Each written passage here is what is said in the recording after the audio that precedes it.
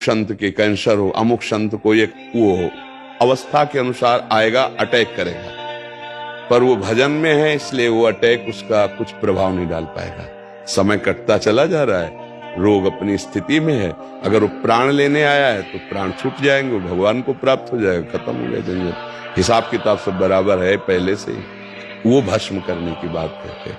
ये थोड़ी कि भक्तों को जुकाम नहीं होगा, बुखार, एक से एक भक्तों के जीवन में कष्ट आए हैं, उसकी रचना हो गई चुकी है ना। अब जैसे मान लो नाक टेढ़ी ऐसे पैदा हुई तो उसकी रचना हो गई, तो अब क्या करोगे? ये बात समझ। ये नहीं देखना कि संतों को प्रारब्ध भोग कष्ट क्यों मिल रहा। बड़े बड़े आप आचार्यों को, गुरुजनों को देखो कितनी पीड़ा मिली धर्म पर चलने पर, भजन करने पर। महान महान कई बार महापुरुषों के चरित्रों को पढ़ के देखो आप, तो आपको पता चलेगा कितना कितना कष्ट सहा, और उस कष्ट में भी वो मुस्कुराते रहे। भारी कष्ट में भी उनके अंदर ये खास बात पकड़ी गई। कष्ट आना खास बात नहीं पकड़ा, उस कष्ट में भी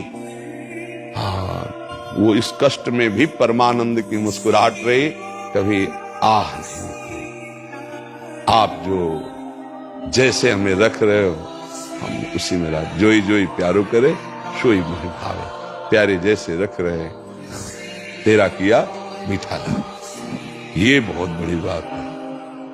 अपने इष्ट के प्रति, अपने साहब के प्रति वो दोष नहीं देख रहे उसमें, वो कह तेरा जो आप कर रहे हो ना बहुत मीठा लगता है। अच्छा, ये है भगवत प्राप्त महापुरुषों का चित्र।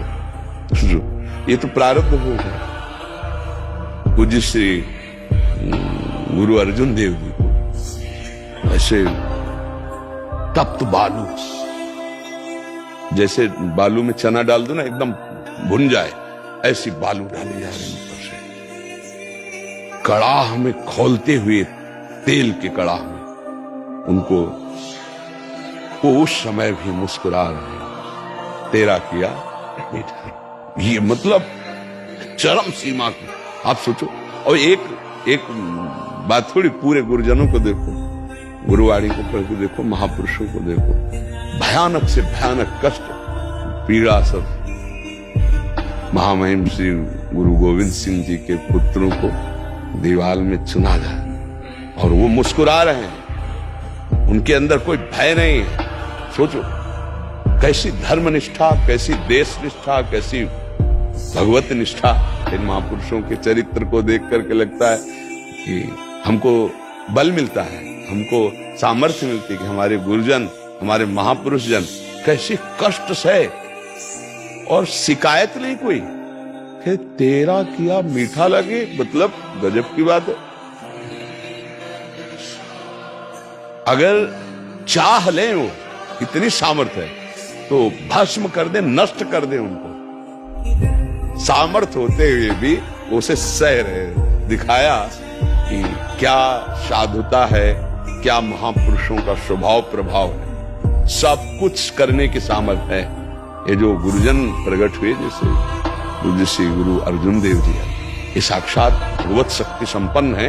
ये जो चाहे कर सकते हैं, भगवान है साक्षात, लेकिन सह रहे हैं और हम लोगों को ये बल दे रहे हैं कि इस मार्ग में अगर ऐसी भी परिस्थिति आए तो हमें डिगना नहीं है, हमें हटना नहीं। आज वो समझो, गोदाम जमा है संचित कर्म, क्रियमाण नया भजन बन रहा है, पाप बन नहीं रहे।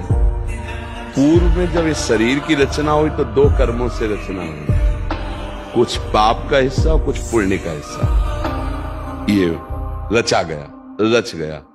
इसमें है कि 10 वर्ष में ये घटना घटेगी, 20 वर्ष में, 40 वर्ष में, 80 वर्ष में, ये पहले से निश्चित हो गया। अब जब हम भजन मार्ग में चले, भगवान की भक्ति की, तो जो हमारा गोदाम जमा है कर्मों का, संचित कर्म, भगवान ने सब भस्म कर दिया। जो नया है वो भगवान को समर्पित है, इसलिए वो हमको बांध नहीं पाएगा। जिससे शरीर की रचना हुई है, भगवान के भजन बल से उसको हम भोगते हुए पार करते चले जा रहे हैं, समस्या है ही नहीं। जो छूट गया है तीर, अब उसे तूड़ीर में वापस नहीं लाया जाता। भगवान ने हमारी शरीर की रचना जब की तो दो कर्मों से की, पाप और पुण्य दोनों।